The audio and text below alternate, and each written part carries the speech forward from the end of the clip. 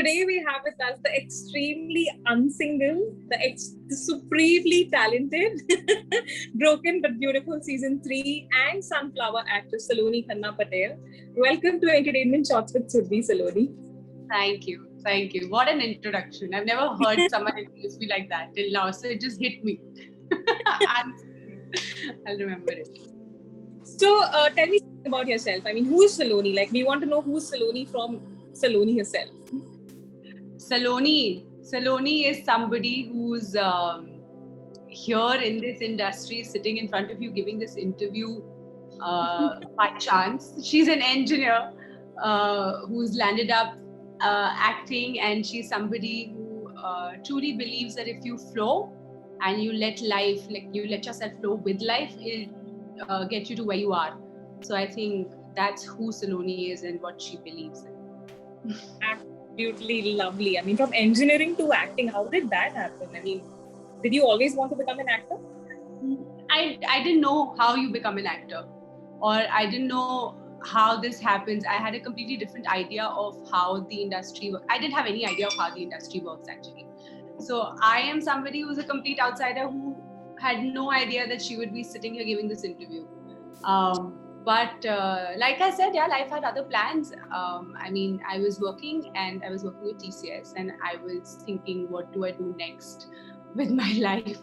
And while I was thinking that is when I got a modeling assignment from some agency in Delhi, and they said, try it out now. I was planning to go in for an MBA, so they said, why don't you just give it a shot for the time being? And I was like, salary to aa nahi rahi hai. Let me just earn some pocket money. You know, I was 22, 23, so you don't want to take money from home, and you want to be independent. And so I said, okay, I'll do this for a while, and there was no looking back. Yeah, it just changed my life, got me to Bombay, and here I am. Lovely, yeah. So tell us about your role in Broken but Beautiful Season 3. Broken but Beautiful is Rumi and Agastya's story, and I'm playing Rumi's younger sister, Myra, who's somebody I look up to. I think Myra is such a beautiful, beautiful character, so beautifully penned and so beautifully directed, and I think she's just somebody who's really sorted, very lovable, who everybody loves. She loves everybody, and she's somebody I have a fear that when my parents see the show, they're going to ask me to be more like her in real life. So I've done that to myself by playing Myra. So I think she's a very good character to play.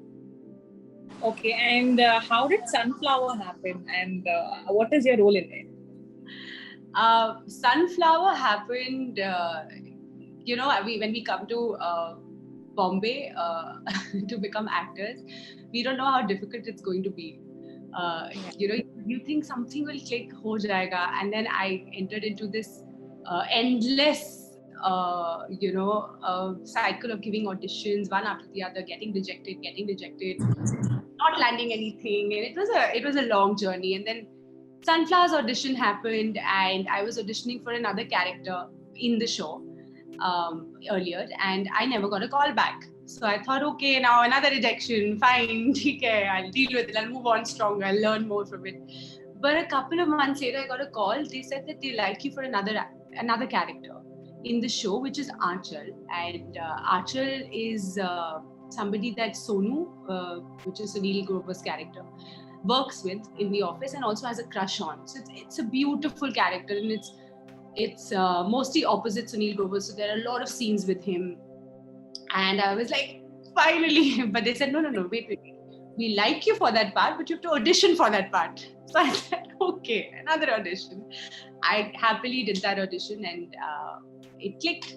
Vikas and Rahul, I think, saw Aanchal in me, and then that was my Sunflower journey. Okay. There's something about your and Sunil Grover's relationship, on-screen and off-screen relationship.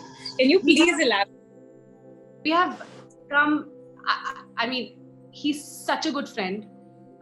We instantly clicked, and there was this friendship that developed, and all my scenes, most of my scenes are with him. So I spent a lot of time with him on set and off set, because you have the lighting going on, you have so much other things going on set, right?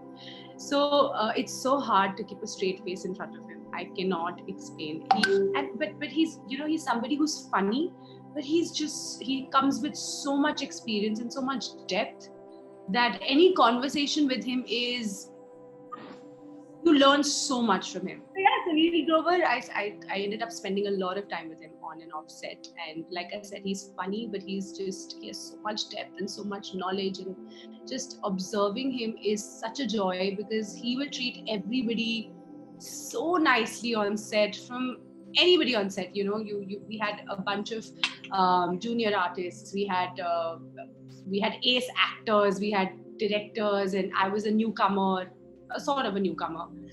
But he would just treat everybody equally with all his heart, and you know, he would play around with the scenes, and it was just such a joy working with that man. I think he's a gem, and I was very, very lucky to have worked. That's great. So you've shot like maximum time during COVID only, 2020, 2021. How was it shooting during COVID? Honestly, it was a bit scary, because we were in such an unknown, space. None of us knew exactly what COVID is, right? The entire world was trying to figure it out. But we had certain precautions in place. We had certain rules in place. And because everyone was so scared of the uncertainty that COVID brought, they were very careful.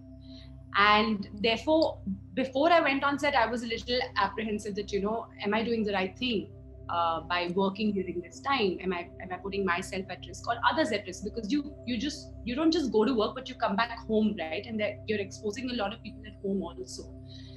But I guess when I entered sets, and both my sets, Broken but Beautiful as well as Sunflower, everybody was just so careful. You know, everyone was wearing PPE kits, everyone was maintaining social distancing, everyone was doing the best they could, that you just instantly felt safe. And you said, okay, this is the way to go. And I think if we maintain that, we can actually work and shoot and do this. So it was scary at first, but then it was great, yeah. Just everything fell into place. So tell me something about actors nowadays, you know, thanks to COVID again. I mean, of course, it's a dangerous situation all over the world, but many people, like especially OTT, it became the new theater, and a lot of actors got so much of exposure.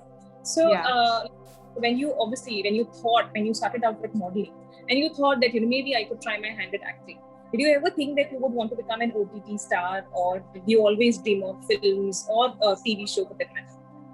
Yeah, for me, Surbhi, honestly, it was just about being able to do something you love every day and learning from it.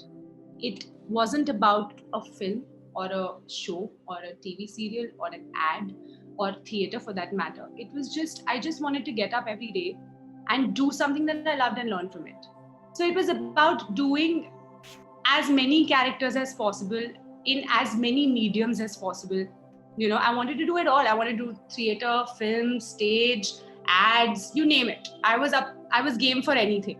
So it wasn't, I never ever did I think that, oh, I only want to do films, or I only want to do OTT, or, you know, I only want to do leads. It was never like that for me. And I know it's a little bit strange to hear that, because you usually, I don't know, I think a lot of people want to do only leads, or maybe not, I don't know. But for me, it was never like that. It was just about, because I was working in a job that I wasn't enjoying, right? So I knew how that felt. And I knew that this is not something I can do for the next 10 years. I cannot be doing something I'm not in love with for 10 years. But this I can do, because I was always performing on stage while growing up, you know, dancing, singing, acting, and this makes me happier. So anything and everything, bring it on. I'm happy to do it. How did you meet Virat? I met him on a set, as cliche as that sounds, but I did. We were shooting an episode for Sony Live. This is 2 years ago. This is 2018, and we met on set. And Virat was already an established actor, and I was really new. And I met him, and I was so happy. I was so happy to meet somebody who's experienced, and, you know, I can learn from. He just turned out to be such an amazing friend. We just hit it off, and we became friends, and we started hanging out even after finishing the show. And, you know, just being around him brought me so much joy. And then now look where I am. unsingle. Yes, absolutely. Happily married and proudly unsingle. I wanted to know one thing. You donated all your wedding money into COVID funds. And what about the rubber band thing that he gave you? I want to know both actually. Okay, so me being me, or the bride, I always wanted a simple wedding. But as it turned out, it was as simple could be. And the only thing I told Viraf was that, Viraf, you know what? I just want one really nice ring that I can carry with me as a memory for the rest of my life. Something I can wear. You know, that emotional attachment to a materialistic thing that we all have. It's okay, it's a memory, right? I was like, I'm the bride, I deserve a ring.